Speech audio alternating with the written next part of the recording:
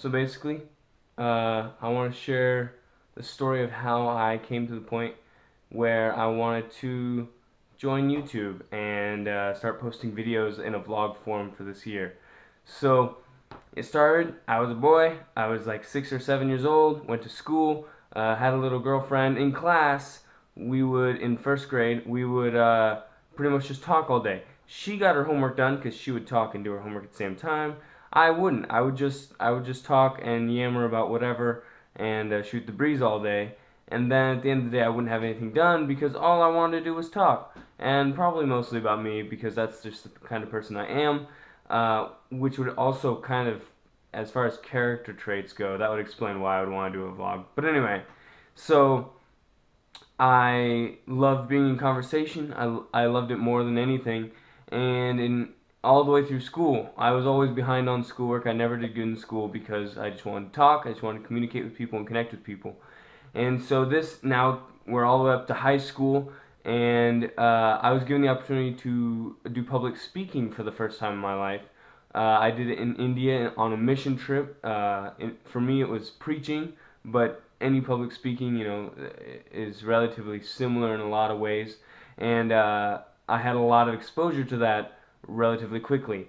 Found out I'm comfortable with that because I kind of had always used the classroom as a stage and as a place for public speaking.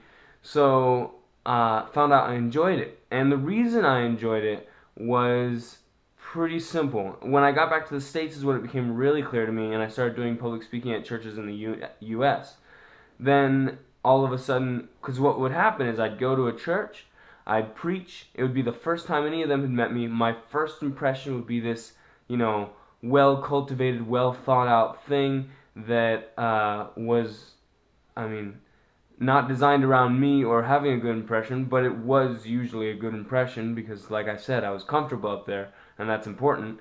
And so then come afterwards, even if I had done a terrible sermon and like hadn't explained my points very well, we would sit down and have a potluck, which is where a bunch of people sit down and share food in the midday.